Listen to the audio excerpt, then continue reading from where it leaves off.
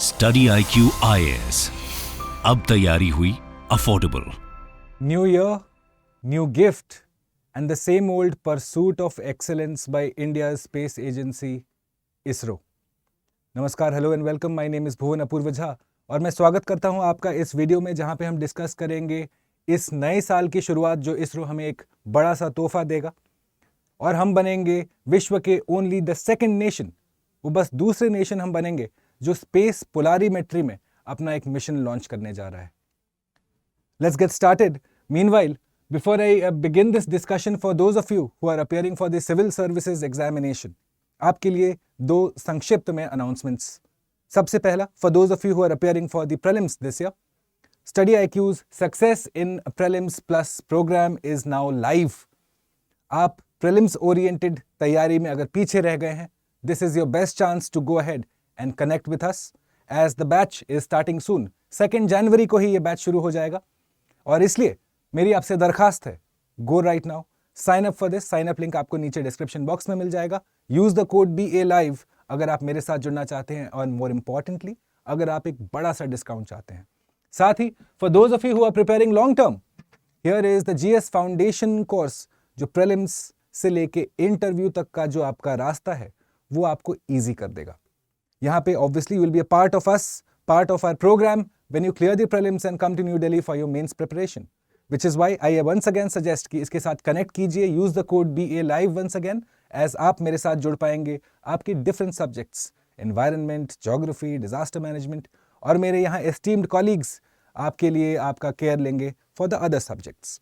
Right, now let's get into the discussion my friends. So the XPOSat mission, बस कुछ ही चंद लम्हों का अब ये बात है और ये हम देख रहे हैं कि द 1 जनवरी न्यू ईयर के सुबह 9:10 पे it is scheduled for take of.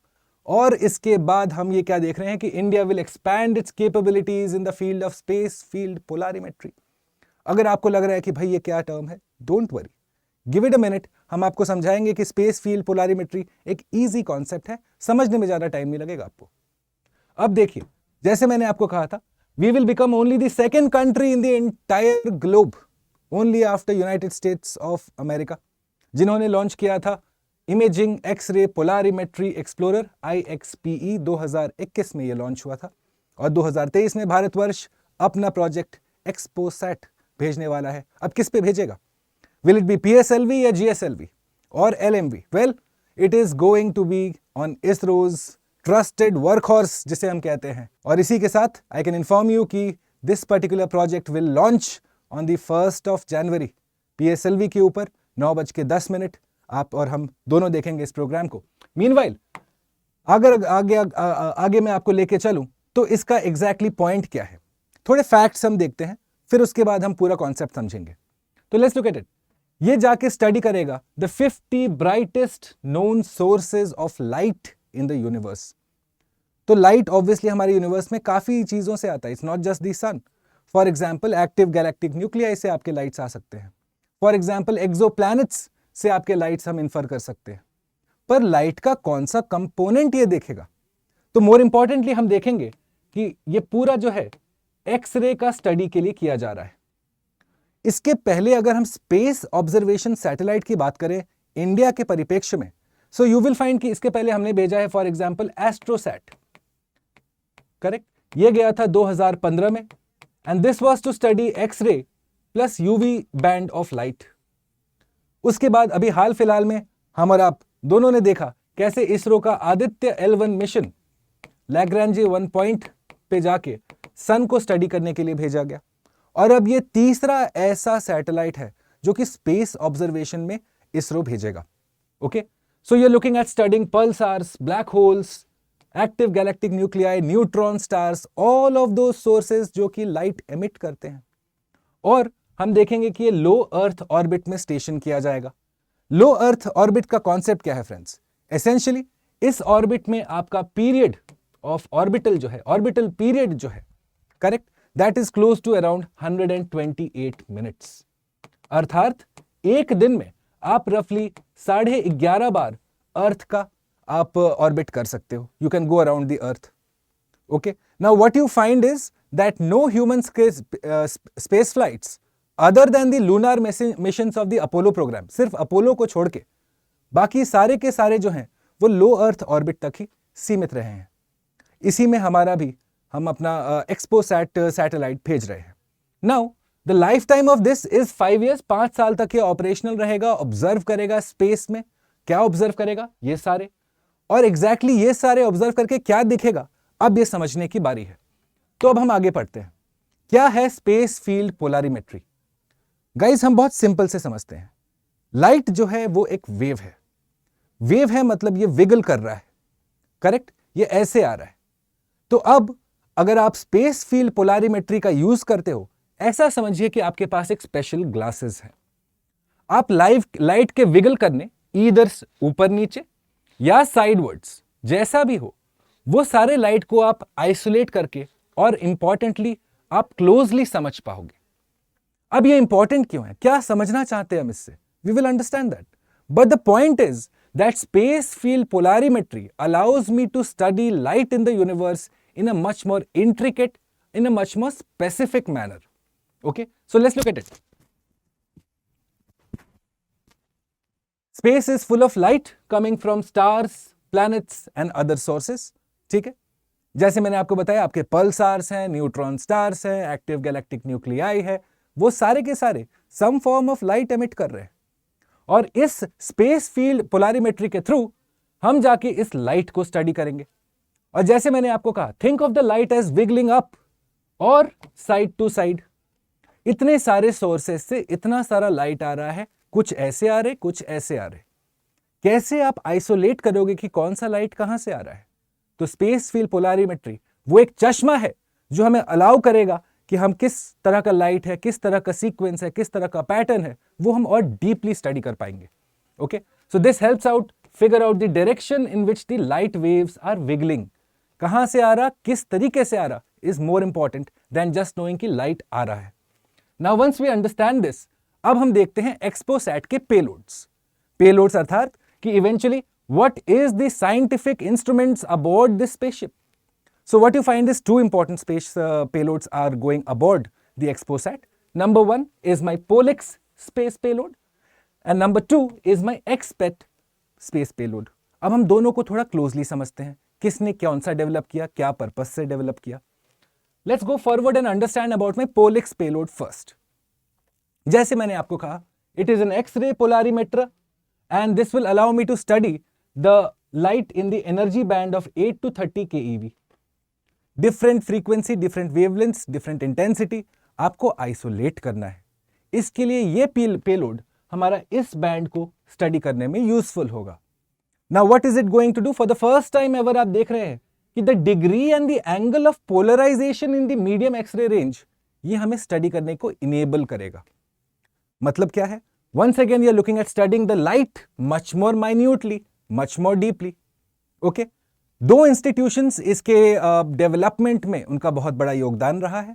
First is the Raman Research Institute, जो कि सीवी रमन के द्वारा स्थापित किया गया था, और अब एक aided institution under department of science and technology India है।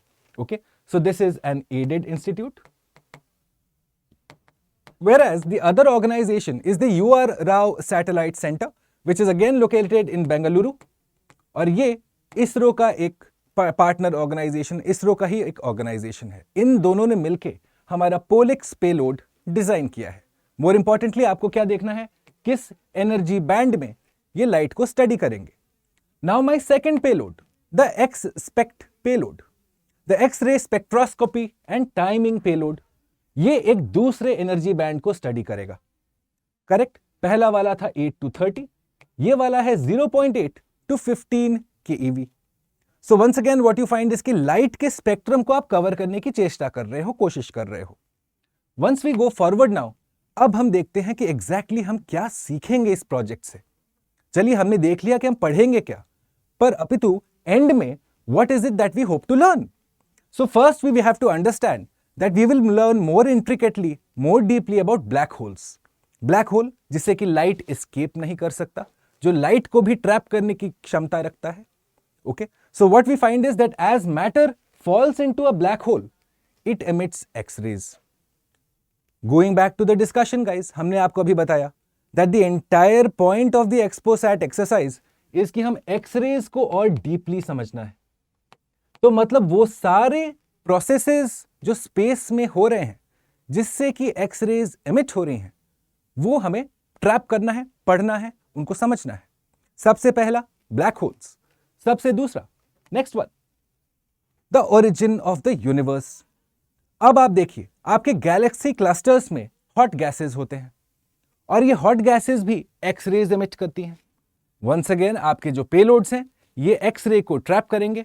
आप समझ पाओगे about the origin of the universe, ये सब हुआ कैसे शुरू। आजकल अगर आपने बिग बैंग थ्योरी पढ़ा होगा तो काफी क्रिटिसिज्म्स हैं उसके, काफी ऐसे लूप होल्स जो आइडेंटिफाई किया जा सकता है। But this will give us a lot more clarity about how it all began eventually. Number 3, we find that we will know more about exoplanets. Okay, so what happens when the exoplanet transits in front of the star? मान लीजिए ये हमारा exoplanet है और ये इसका host star है, तो आप देखते हो कि एक्स रेज एमिट होती हैं एंड दस हम यहाँ पे अर्थ पे बैठ के उस एक्सरे को वंस अगेन स्टडी कर सकते हैं to know more about the exoplanets. किस तरह का कॉम्पोजिशन ऑफ द एटमॉस्फेयर है, उसके पास एटमॉस्फेयर है भी या नहीं है। All of that you can gauge by understanding the X-ray that is emitted when the exoplanet comes in front of its star.